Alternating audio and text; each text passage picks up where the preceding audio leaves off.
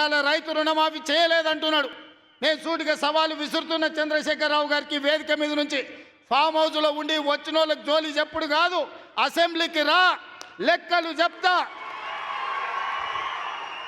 ఏ ఊర్లో, ఏ తండాలో, ఏ గూడెంలో, ఏ రైతుకి ఎంత రుణమాఫీ చేసినో 25,50,000 మంది రైతుల వివరాలు శాసనసభలో పెడతా. 21,000 కోట్ల రూపాయలు ఎవరి ఖాతాలో వేసినో నేను లెక్క చెప్తా. నీకు చిత్తశుద్ధి, నీకు నిజాయితీ ఉంటే రా, వచ్చే అసెంబ్లీలో నువ్వు మాట్లాడు, అడుగు. ఇవాళ రైతు రుణమాఫీ చేయలేదంటున్నాడు.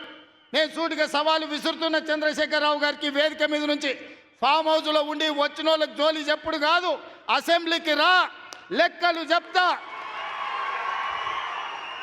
ఏ ఊర్లో, ఏ తండాలో, ఏ గూడెంలో, ఏ రైతుకి ఎంత రుణమాఫీ చేసినో 25,50,000 మంది రైతుల వివరాలు శాసనసభలో పెడతా.